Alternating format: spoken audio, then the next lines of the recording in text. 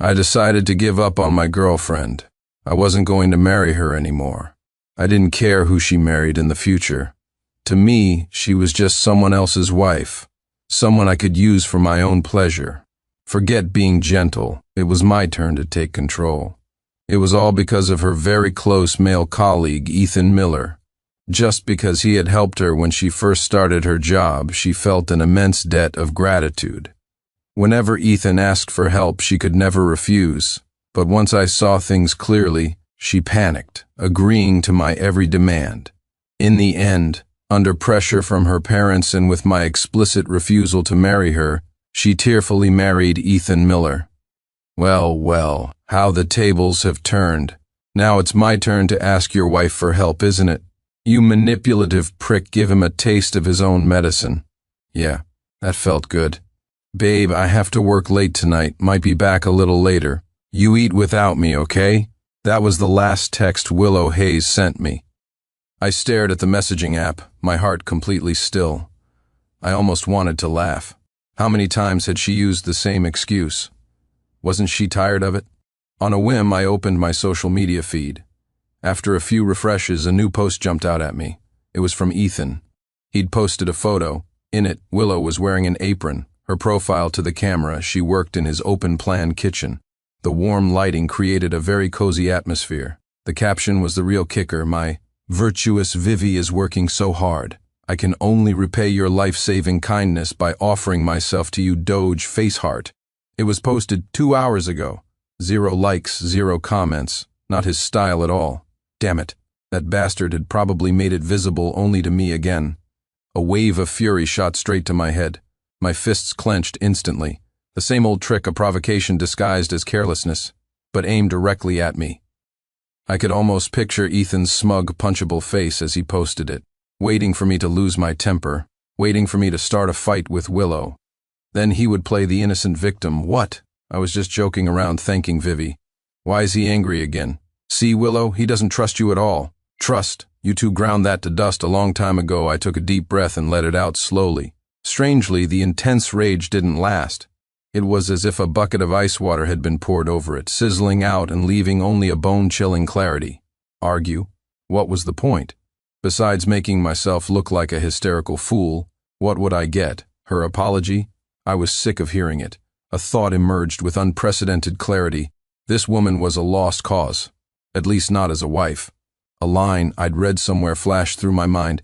If you're not going to marry her, who cares who she gets close to? That's right, I slapped my thigh as if in a moment of enlightenment. She was going to be someone else's wife anyway, so what the hell was I getting so angry about?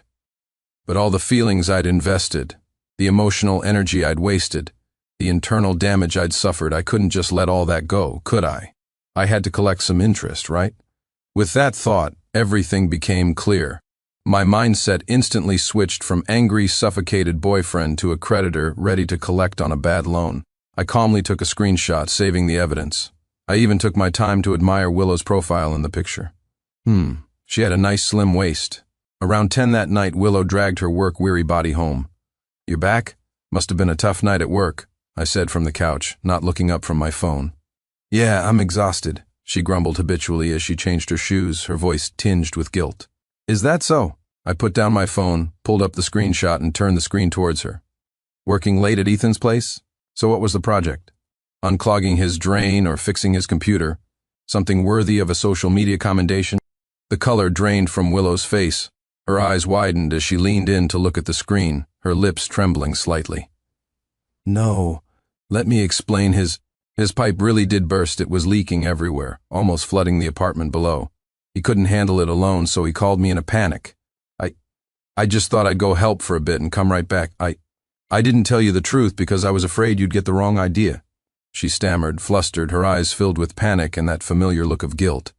In the past, seeing her like this would have cooled my anger by at least a third. Then I'd start grilling her about why you always lie to me first. Why is it always him? And do you even see me as your boyfriend? She would always say, "I know I was wrong. I'll change next time. He just helped me once. I feel bad refusing." And then, the next time Ethan played the victim, she'd run right back to repay her debt. But today, I just watched her silently, my face blank, my eyes possibly holding a hint of Pity. Yes, that was it, pity. Pity for her for using the same old excuses over and over. And pity for the old me, who used to actually believe them. I listened silently as she stumbled through her explanation. She even tried to grab my phone at one point, but I gently pushed her hand away. When she finished, the silence was deafening. She watched me nervously, waiting for the storm she was expecting. But it never came. I just nodded, as if to say I get it, then said nothing more as I stood up and walked straight to the bedroom. That silence scared her more than any shouting match could have. Wait, she panicked, just as I knew she would, and followed me in, grabbing my arm from behind.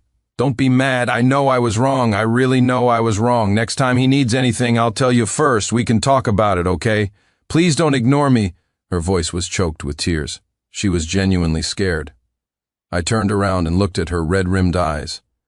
The frozen lake in my heart showed no signs of thawing. Tired? I asked. She froze for a second, then nodded numbly. Then give me a head massage. It's pounding, I said calmly, then added after a pause, or, you could buy me that gaming controller I've had sitting in my shopping cart. Pick one. Willow clearly hadn't expected this. She stood there, stunned, for a long moment. The anticipated fight hadn't happened. Instead, there were these specific demands. A massive wave of guilt and the fear of losing me seized her, leaving her no time to think about the meaning behind my request. The massage, I'll do it, she answered, almost snatching the words, and immediately pushed me to sit on the edge of the bed. Her warm fingers, trembling slightly, found my temples and began to knead them diligently. I closed my eyes, enjoying her rare placating service. Later, could you? I drawled. But the taste. She hesitated. Forget it if you don't want to. I guess I still can't compare to. I'll do it. She cut me off before I could finish. Just don't be angry. Yeah, a pretty good start to collecting my interest. Ever since that strategic shift that night, I felt like a huge weight had been lifted off my shoulders. The old feelings of frustration and suppressed anger were replaced by a strange sense of ease. Once my mindset changed, everything looked better. I started calling up the guys I hadn't seen in ages to play basketball after work. The feeling of being drenched in sweat was so much better than stewing in anger at home, or I'd just sink into the couch and lose myself in the games that used to be constantly interrupted by sudden emergencies. Even at work, my efficiency shot up since I was no longer bogged down by emotional turmoil. My boss, Mr. Davis, even commented, "You've been in good form lately, Smith." Even Willow noticed the change in me. She'd sneak glances at me, her eyes filled with confusion and a hint of unease. She was probably braced for the silent treatment or for me to bring up the past, but I refused to play along. I ate well, slept soundly, and even hummed off key songs from time to time. "You seem to be in a really good mood lately?" She finally couldn't help but ask tentatively one morning at breakfast. "Yeah," I said, taking a bite of my fried egg and admitting it freely. "I've just figured some things out. Makes you feel lighter. I guess I wasn't open-minded enough before." She looked at me, trying to find a hint of sarcasm on my face, but failed. My smile was utterly sincere and bright. This good mood peaked when Ethan acted up again. That evening, just after we'd finished dinner, Willow's phone rang. A unique ringtone, a special contact name, Ethan Miller, colleague. He even added colleague in parentheses. So self-deceiving. She picked up the phone, her expression changing slightly. She subconsciously glanced at me, her eyes filled with that familiar tension and conflict. I didn't need to guess the drama on the other end of the line. It was either he'd suddenly collapsed and needed to be taken to the hospital, or he had a cockroach in his apartment and needed someone to be brave for him. "Sure enough," she answered, and after a few mumbles her brow furrowed. "What? That's serious? Are you okay on your own?" She covered the receiver and looked at me, mouthing silently.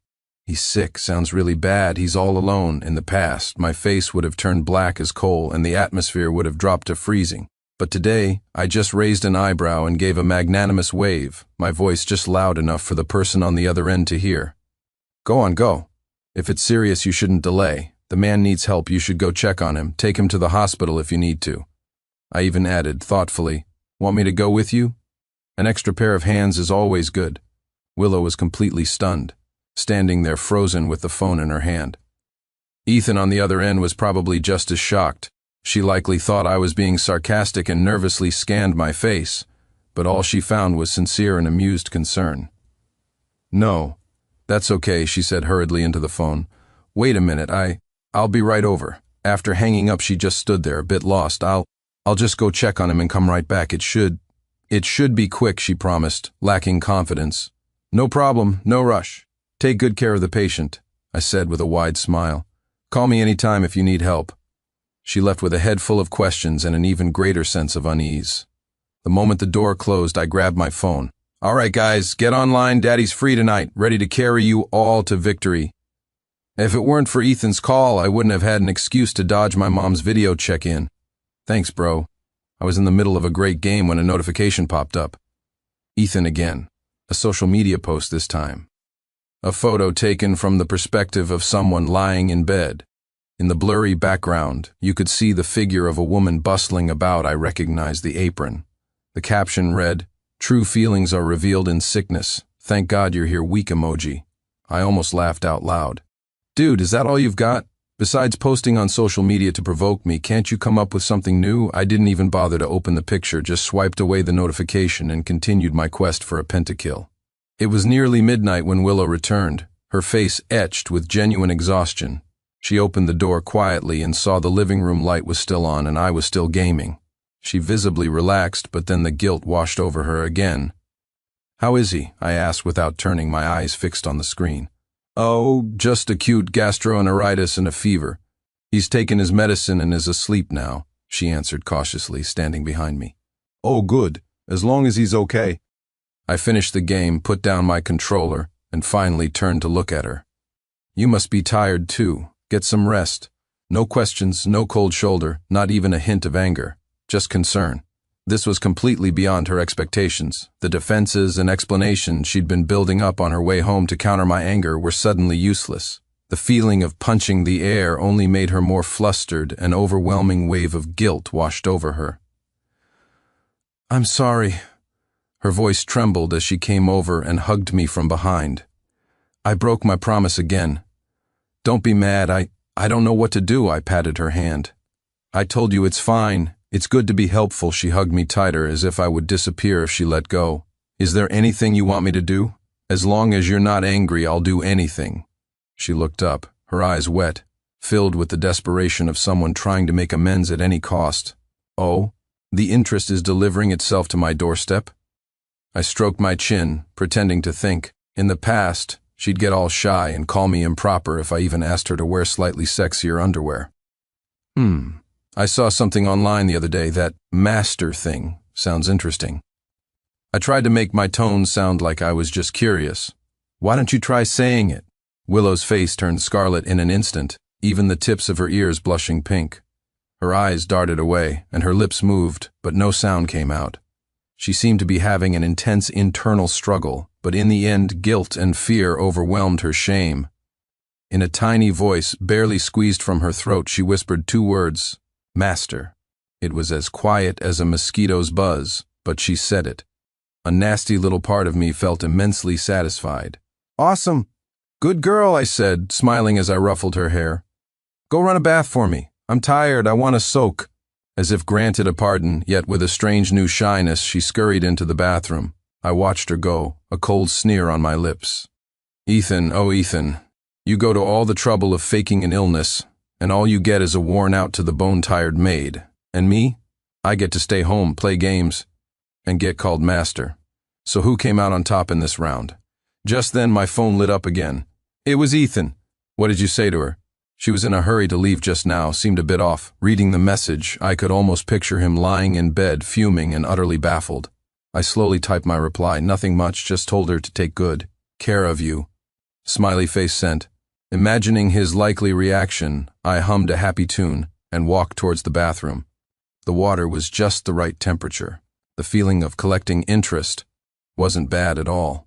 A few days later, Ethan was presumably recovered and back to his usual attention-seeking self. He invited Willow and me to dinner over the weekend, ostensibly to thank her for taking care of him and for us all to catch up. A wolf in sheep's clothing, paying a visit. I knew exactly what he was up to. His provocations hadn't worked, so he was planning a direct confrontation. Willow hesitated, looking at me, afraid I'd be upset. I nodded readily. Sure, why not? It's a nice gesture. Besides, I was free. Might as well go watch the show. That weekend at the restaurant, Ethan sat across from us, all dressed up, confidently rattling off Willow's dietary restrictions and preferences as he ordered. Willow doesn't eat cilantro, likes her food less salty, and no ice in her drink. He finished with a smile at her, a look that screamed, "See how well I know you?" Willow looked awkward and stole a glance at me.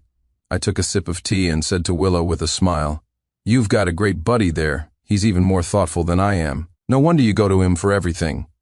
I deliberately emphasized the words "for everything." Willow's face paled slightly, her hands twisting nervously under the table. Ethan quickly jumped in, his words smooth as silk. "Not at all, we're just colleagues. We should look out for each other. You, on the other hand, are so busy with work it's inevitable you can't always be there for Willow. I just lend a hand." "You're right," I nodded in agreement, my tone sincere enough to join a political party. "If it weren't for a warm-hearted male buddy like you, I can't imagine how much our Willow would have to worry about. Unclogging drains, fixing computers, being a shoulder to cry on. It's a full package service on call 24/7, so much more useful than a boyfriend." Willow's head was bowed so low it was almost touching her chest. The smile on Ethan's face grew stiff. He probably hadn't expected this kind of reaction. Why did my praise sound so sharp? The rest of the meal passed with me offering sincere compliments to Ethan, Willow sitting on pins and needles, and Ethan forcing a smile. On the way back, Willow was unusually quiet. Once we were home, she finally broke, her voice choked with tears. "Those things you said. Were you being sarcastic? Are you still angry?" I looked at her red-rimmed eyes, my heart unmoved. I almost wanted to give her an Oscar for best performance in a guilt trip. "Not at all," I said, feigning innocence. I was genuinely thanking him. If it weren't for him, how would I have known my girlfriend was so eager to help? I reached out and gently wiped away a tear from the corner of her eye with my thumb. The gesture was tender, but my tone was ice cold. It also helped me see that for some people, all it takes is a little whining and playing the victim, and there will always be someone eager to rush to their aid. My words were like a needle, precisely piercing the fragile calm she was trying to maintain. Her tears fell even faster, and she was overwhelmed by a massive wave of guilt and helplessness. "I'm sorry, I really didn't know it would turn out like this. I'll never again." "Shh," I interrupted, pressing my finger to her lips. "Talk is cheap." She looked up at me with tear-filled eyes, confused. "Don't you want to make it up to me?" I leaned in closer, my voice low and seductive. "Just calling me master once isn't enough." Her body trembled slightly, as if she knew what was coming. I took out my phone, opened the shopping app, and navigated to a piece of lingerie in my favorites, something I had looked at long ago but knew she would absolutely refuse. It was black lace, extremely sexy and barely there. I turned the screen to her. "Wear this for me." It wasn't a suggestion, it was a demand. Willow's face instantly flushed a deep red, the color spreading down her neck. Her eyes darted away as she mumbled, This is too much." "Too much what?" I feigned confusion. "Didn't you say you'd do anything for me?" Or, I paused, my tone turning cold. "Is your compensation just empty words? Just like your promises not to stand me up again?" The word guilt was like the most effective spell, instantly shattering her hesitation and shame. She bit her lower lip, as if making a monumental decision, squeezed her eyes shut, and practically snatched the phone from my hand, her voice trembling. I'll buy it." Watching her, looking like she was marching to her doom yet forced to comply, a twisted sense of pleasure rose within me. Yes, just like that, using her guilt to chain her, forcing her to retreat step by step, to satisfy all my unreasonable demands that she had once scoffed at. Collecting this interest was getting easier and easier. A few days later, after she had once again answered one of Ethan's emergency calls, apparently to help him pick out a birthday gift for his mom, "Did that really require someone's after-work hours?" She returned impossibly obedient. She actively snuggled up to me, her eyes wet and pleading. "Is there anything else you want me to do?" I looked at her like she was a new toy that had delivered itself to my doorstep, ready to be explored. I started suggesting things I'd seen online, making even more outrageous requests. Not in the living room, but in more private, more humiliating places, not just wearing something, but with a hint of role-playing. Each time she would blush, hesitate, and curl her toes in embarrassment. But each time, all it took was for me to show a hint of disappointment. If you don't want to, that's fine. I'm used to you breaking your promises anyway, or to mention, you sure run fast when Ethan calls, and that damn guilt would seize her instantly. Then, she would close her eyes, take a deep breath, and say in an almost tragic tone, "Okay." It was as if she was using this masochistic obedience to prove she loved me, to fill the void of debt she felt she owed me because of another man. Until one time, after another one of my explorations had succeeded, she lay limp in my arms, her breathing still uneven, and suddenly asked in a soft voice, a voice laced with an almost imperceptible despair, "Do you still love me? What are we doing?" The air went still. My hand stroking her hair paused for a moment, then resumed its motion. I said in a light tone, "Love? Is that important? You're making me happy right now, isn't that enough?" I felt her body go rigid. I continued to rub salt in her wounds, my voice now tinged with confusion. "I thought you wanted to make it up to me? You can't handle this already?" She lay silent in my arms for a long time. In the end, she swallowed all her words and tears and just held me tighter. She never asked again. I knew the shackles were now firmly locked in place, and I, the creditor, could start enjoying a much richer interest. Lately, it seemed like everyone on my social media feed had conspired to post wedding photos, diamond rings, and marriage licenses. Even scrolling through short videos, the algorithm would precisely target me with dreamy weddings and honeymoon trips. The atmosphere eventually got to Willow. She started to seem distracted. Sometimes, when we were watching TV and a wedding scene came on, she would murmur, "That bride's dress is beautiful." Or when we passed a jewelry store at the mall, she'd linger for a few extra seconds, her eyes shining as she gazed at the sparkling diamond rings in the window. She began to casually but intentionally bring things up. "My college roommate is getting married next month. She invited us. Look at this influencer's home decor, it's so cozy. I heard they're selling new apartments in that XX neighborhood. The school district is supposed to be good." Each time I would brush it off with a non-committal, "Oh, really?" or "That's nice," or "We'll see." The light in her eyes would dim slightly with my flat responses, but the next time she would gather her courage and try again in a different way. I could feel her trying to piece together a vague picture of our future from these fragmented hints, hoping I would take the brush and paint it with her. But I wouldn't. I acted like the most clueless guy on the planet, expertly dodging every hook she cast. Once, when she was gushing about a friend's romantic proposal, I yawned and said, "Sounds expensive. With that money, I'd rather get a new graphics card." She didn't say anything then, just silently lowered her head and poked at the rice in her bowl. The rest of that meal was eaten in heavy silence. The real blow came at a party with friends. A group of us were gathered around a hot pot, the mood lively. One of the guys, a little drunk, slung his arm around his girlfriend and started teasing us. "Hey, when are you two tying the knot? We're all waiting to chip in for a wedding gift." The table erupted in laughter, and all eyes turned to me and Willow. Willow's face flushed red. She shyly looked down, but the corners of her mouth couldn't help but curve into a smile. She secretly glanced up at me, her eyes full of hopeful anticipation, shining with a desperate longing for a certain answer. Everyone's attention was on me. I smiled, took a sip of my beer, and said, "What's the rush? I haven't saved up enough to get married yet." I paused, my gaze sweeping over Willow's instantly frozen face, and added slowly, "Besides, our Willow here has to help her male buddy settle his own life first. Where would I even get a turn?" The words hung in the air, and the lively atmosphere at the table instantly solidified. Everyone's smile froze on their face. Their eyes darted awkwardly between us. Even though Ethan wasn't there, his presence was everywhere. The only sound was the bubbling of the hot pot. The friend who started it all looked so embarrassed he probably wished he could bury his head in the pot.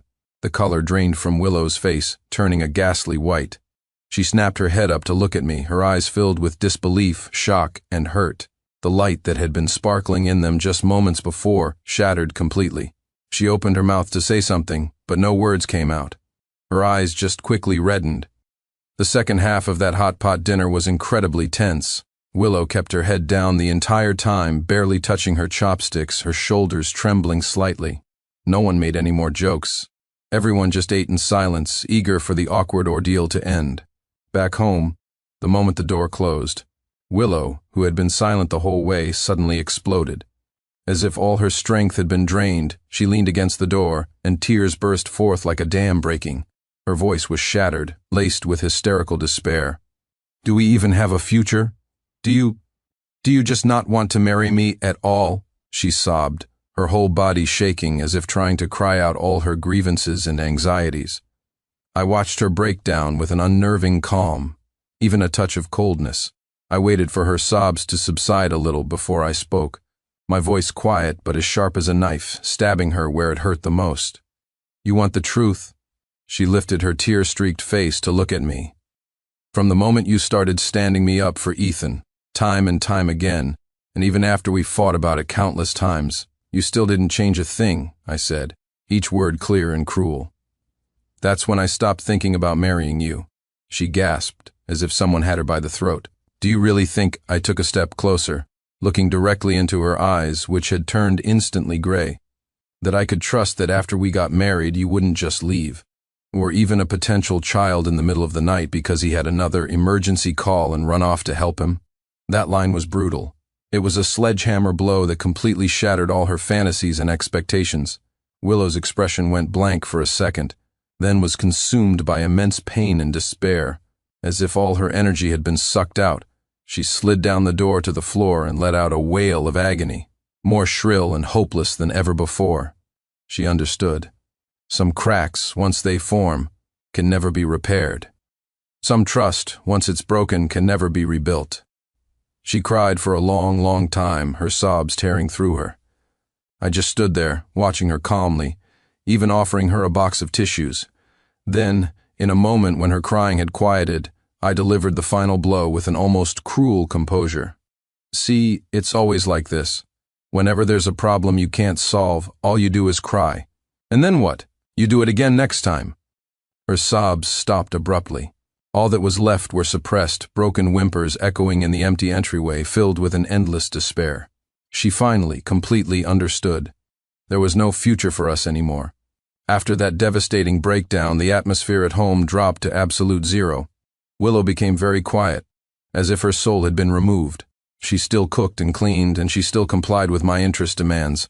But the light in her eyes was gone. She was more like an exquisite puppet, executing a program.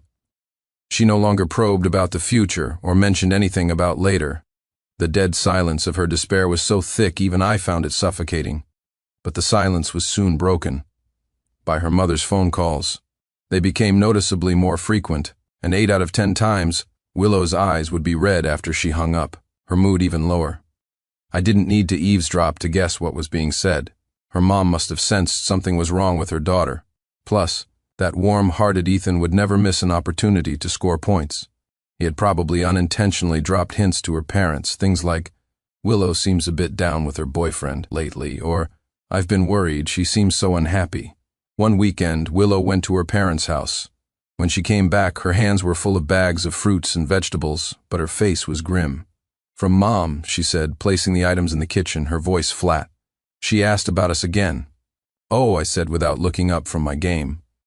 She was silent for a moment, as if gathering courage, before finally speaking in a low voice, a voice with an almost imperceptible plea. She said, "Ethan visited them again a few days ago. He played chess with my dad and bought my mom a massager. She said he seems so reliable and down to earth, someone they know well." She paused, waiting for my reaction. "My character on screen was on a killing spree."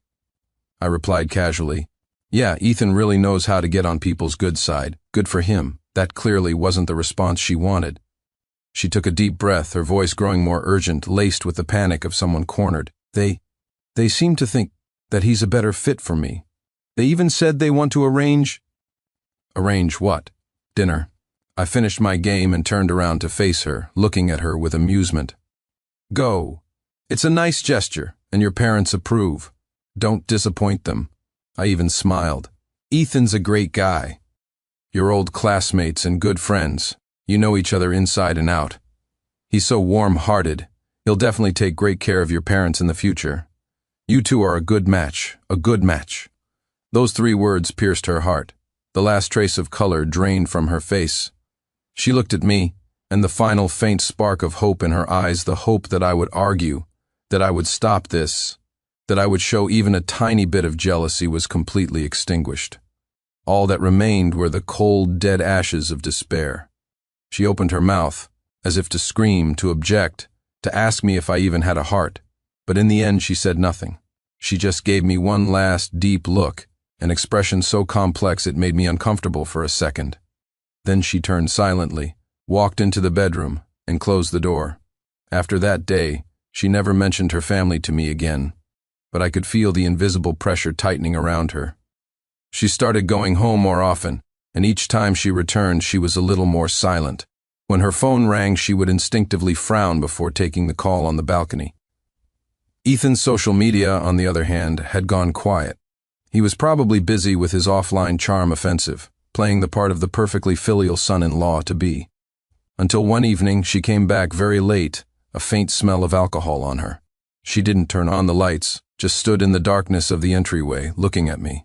I put down my phone and looked back at her. In the dark, her voice was as dry as sandpaper. My parents, they set an engagement for me and Ethan. She spoke very slowly, each word seeming to take all her strength. When she finished, she just stood there, motionless, as if awaiting her final judgment. Perhaps, in the deepest part of her heart, there was still a 1 in a billion chance, a hope that I would explode in anger, that I would object, that I would pull her out of this whirlpool she didn't want to be in. I met her desperate gaze, and clearly and distinctly, with even a hint of relieved ease, I offered my congratulations. Congratulations. You finally got your wish. You and your male buddy can live happily ever after. Time seemed to stop. Then I saw 2 silent streams of tears slide down her cheeks. But she didn't make a sound, didn't break down and question me like before. She just slowly, very slowly, turned around, opened the door, and walked out. Her steps were unsteady, her silhouette fragile and thin in the dim light of the hallway. The door closed softly, shutting out the world. I knew that her last thread had snapped. The interest had been more or less collected. This long, drawn-out farce was finally coming to an end. The days that followed were mind-numbingly dull. Willow became exceptionally quiet. She no longer responded to any help signals from Ethan. Her phone was eerily silent. She no longer made any demands of me, or even looked at me. The silence wasn't one of pouting, but the withered state that comes after one's heart has died. She spent most of her time at her parents' house, likely busy accepting congratulations on her engagement from friends and family, all while being warmly enveloped by Ethan's family. The few times she came back, it was just to pick up some things, or perhaps she herself didn't know why she bothered to return. The air was thick with a silent, suffocating farewell. Tomorrow was her wedding to Ethan. That evening she came back. No call beforehand, she just appeared. She was dressed simply, almost casually, her face a mask of strange calm. But deep in her eyes, a violent emotional storm was brewing, like the final stillness before a volcanic eruption. She was carrying a grocery bag with a few beers and some deli food. "Let's have dinner," she said, her voice devoid of any ripple. "One last time." I said nothing, just nodded. The meal was eaten in profound silence. We sat across from each other without a word, mechanically eating, occasionally clinking our beer bottles. The alcohol did nothing to ease the tension. Instead, it intensified the heavy, unspoken sense of farewell. After dinner, she cleared the table. The sound of running water came from the kitchen. I sat in the living room, sensing the finality in her every movement. The water stopped. She came out. Instead of going to her room, she walked over and stood in front of me. She just stood there, looking down at me, the light behind her creating a blurry halo. Her expression was so complex it startled me, a mix of pain, despair, resentment, love, and an almost crazed determination. "Tomorrow," she began, her voice trembling slightly, though she fought to keep it steady. "After tomorrow, I'll be Mrs. Miller." I grunted in acknowledgement, waiting for her to continue. She took a deep breath, as if it took all her strength to get the next words out. "I know. We were over a long time ago. It's my fault. I don't deserve anything from you anymore." Her tears finally fell, rolling down her cheeks in large drops, but she didn't wipe them away. "But the only person I've ever loved has always been you," she choked out. "Just for tonight. After tonight, I will completely belong to someone else. I will give myself to him. Completely." She couldn't go on, just stared at me with those eyes full of tears and despair, with a plea that was as humble as dust. Think of it as a farewell, or a memorial. Her voice was as light as a sigh. Let me have you one last time and let you have me one last time, okay? This wasn't compensation, not guilt. This was a sacrifice. Before completely burying her love and her future, she wanted to offer herself as a sacrifice to the first and only person she had ever loved. She wanted to hold on to something that was purely Willow Hayes and not Mrs. Miller, even if it was just for one night. I looked at her, this woman I had once genuinely loved, and then tormented in the cruelest ways. In this moment, stripped of all pretense, all that was left was the deepest pain and the humblest request. I felt no joy, no thrill of revenge, just a complex, heavy calm, and a hint of pity I couldn't quite name. As if possessed, I nodded. The instant I did, she threw herself at me, kissing me with a desperate, almost frantic passion. Her kiss was salty and forceful, mixed with the taste of her tears, as if she were trying to burn herself to ashes. That night had nothing to do with interest or revenge. It was more like a funeral and a sacrifice. It was filled with a desperate, clinging passion, yet saturated with boundless despair and sorrow. She was more proactive, more invested than ever before, as if trying to brand her very soul into my body. It was her way of saying a final goodbye to everything that had passed. When it was over, dawn was breaking. She lay quietly beside me, not sleeping, not crying. She just stared blankly at the ceiling, as if all her spirit had been drained away. After a long time, she slowly sat up and began to get dressed. Each movement was slow and stiff, like a marionette. She didn't look at me again, didn't say another word. Once dressed, she walked to the door and paused for a few seconds, her hand on the doorknob. Her back was thin and fragile, as if she might shatter at any moment. Then, she turned the knob and walked out. The door clicked shut softly. It sounded like the final gavel of a judgment. I was alone in the room, the air still holding the faint scent of her perfume and the lingering aroma of the night's frenzy. A long, twisted farce, filled with hate and guilt, love and revenge, had finally, with that soft click, come to an end. Interest paid in full. We didn't owe each other anything anymore. A few days later, my life fell into a new, refreshingly clear rhythm. I no longer had to worry about being stood up, no longer had my mood ruined by some manipulative guy's social media posts. I focused on work, got a small promotion and a raise. On weekends I played basketball, drank and gamed with the crew. Life was full and easy. Occasionally, I'd hear bits and pieces about Willow from mutual friends. She got married. It was a pretty big wedding. Ethan's family made a big deal of it. I think she quit her job. Ethan said he makes enough for her to be a stay-at-home wife. Man, I saw her the other day. She looked so thin, like all the life had been drained out of her. That last comment came from a female friend I was still close with, her tone laced with a sigh. I listened, my heart unmoved. A stay-at-home wife enjoying life? Knowing Ethan's character and his calculating family with Willow-esque personality, it'd be a miracle if she didn't get skinned alive. The so-called life of leisure sounded more like an exquisite cage. It seemed my interest had been fully collected, but someone else was starting to provide after-sales service, though not at my request. One Saturday afternoon, I was at home gaming when a message notification popped up on my phone. It was from a contact I had almost forgotten, Willow Hayes. It had been a long time since her last message announcing her engagement. The message was simple, almost abrupt. "Are you there?" I stared at the message, my finger hovering over the screen for a few seconds.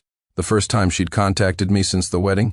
Life must be pretty rough. I smirked and didn't reply immediately. Only after finishing my current round did I leisurely pick up the phone. I sent back a question mark. She replied almost instantly, as if she'd been waiting by her phone. "It's nothing. It's just that gaming account you used to have. Didn't it have a really rare skin?" My husband's cousin wants it. I heard it's hard to buy, and I remembered you might know a way." A clumsy excuse. I could almost picture her, phone in hand, racking her brain to come up with such a lame reason. Her cousin wanting it? It was obviously her, looking for an excuse to reconnect. I smiled and typed, "Yeah, I do. What, you need me to ask around for you? If you could, that would be great. Sorry to bother you," she replied quickly, followed by a thank you sticker.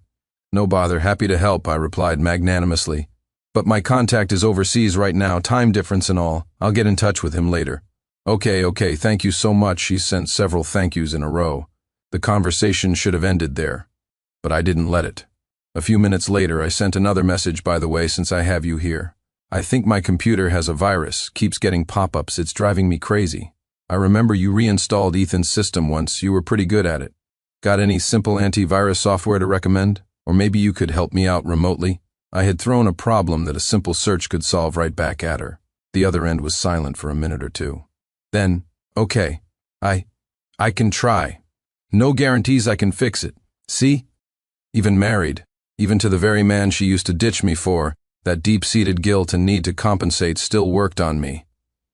And just like that, the after-sales service began. From then on, these small favors started popping up every now and then. Sometimes it was a tricky, work email in English. Too lazy to use a dictionary, I'd screenshot it and send it to her. Take a look at this, what's this foreigner saying? It's urgent. Sometimes I'd be inexplicably irritable and send a message late at night. You asleep? Feeling down? Care to chat? Once a new dessert shop opened downstairs from me. I took a picture and sent it directly to her. This mango pomelo sago looks good. If you're in the area, could you grab one for me? I'll transfer you the money. Every single time, she would reply. Every single time, she would do her best to help. Even with my late-night emotional dumping, she would chat with me for a bit, though her tone always maintained a cautious distance. Even when the dessert shop was nowhere near her home, she would make a special trip to buy it and deliver it to my building, not even daring to come up, just asking me to come down and get it. She was like a submissive customer service agent, conditioned to respond to a summons, and I, her ex-boyfriend, had become a bizarre, inescapable, very important client in her marriage. I could sense that in this state of being needed, she found a twisted way to prove her own value, and perhaps to briefly escape the unpleasant reality of her marriage. Until one time, after I'd asked her to help me compile some complex industry report data, I knew she was good at it from her admin days. She worked late into the night. After sending it to me, she couldn't resist asking, "Do you need this? Are you planning on changing jobs?" I didn't have a chance to reply. The next afternoon, I saw a follow-up message she'd sent in the early hours of the morning, her tone frantic. "I'm so sorry, Ethan saw our chat history on my computer last night. He got a little angry. I didn't mean anything by it, just a casual question. I didn't cause you any trouble, did I?" I looked at the message, imagining the fight that must have erupted between them. I smiled and replied at a leisurely pace, "It's fine. What's he got to be angry about? Weren't you just being helpful? Isn't that what he always admired most about you?" The opportunity came sooner than I expected. A friend was getting married and had booked a hotel ballroom. These events are always a melting pot of social circles, a hot spot for awkward encounters. Sure enough, I had just grabbed a glass of champagne and was chatting with some acquaintances when I saw the perfect couple. Ethan was wearing a slightly too tight suit, his hair slicked back with gel. He was trying hard to look successful and confident, but he couldn't hide the calculating look and faint anxiety in his eyes. Willow was beside him in a tasteful blush-colored dress. She had makeup on, but it couldn't conceal the exhaustion and emptiness on her face. They saw me too. Ethan's expression immediately darkened. He instinctively tightened his grip on Willow's wrist, making her wince. Willow, on the other hand, quickly looked down, her face turning even paler as she took a half-step back. I smiled and walked over, champagne glass in hand. "Well, what a coincidence," I said cheerfully, as if I'd run into an old classmate. "Congratulations, you two. To a happy marriage and a long life together." I raised my glass, my eyes sweeping over Ethan's sour face and Willow's helpless one. Ethan squeezed out 2 words through his teeth. "Thanks." The atmosphere instantly turned ice cold. "Willow," I turned to her naturally, as if I hadn't seen Ethan's murderous glare, my tone familiar. "Glad I ran into you. That industry report you helped me with last time, there were a few figures I wasn't sure about. Did you verify them?" Willow's head snapped up, her panicked eyes darting between me and Ethan. Her lips trembled, unable to form words. Ethan's face was now completely black. "What report?" he hissed, his voice tight with suppressed rage. "When did she help you with a report?" "Oh, just the other day," I said with an innocent, almost grateful smile. "Didn't Willow tell you?" "Oh, well, it was probably just a small favor. She must have been too modest to mention it. She was a huge help, though. I would have been totally lost without her." My words were like a drop of water in hot oil. They instantly exploded. Ethan whipped his head around to glare at Willow, his eyes so fierce he looked like he wanted to eat her alive. A few nearby guests had noticed the tension and were now watching curiously. Willow flinched, instinctively leaning a half-step closer to me as if for protection, her voice tearful. I was just... Mr. Miller, is something wrong? I cut her off, my tone a mix of surprise and feigned hurt. It was just a small favor. Is that something to get angry about? I thought you were the most magnanimous, the most eager to help person around. Willow used to help you with so much and I never said a word. I put heavy emphasis on eager to help.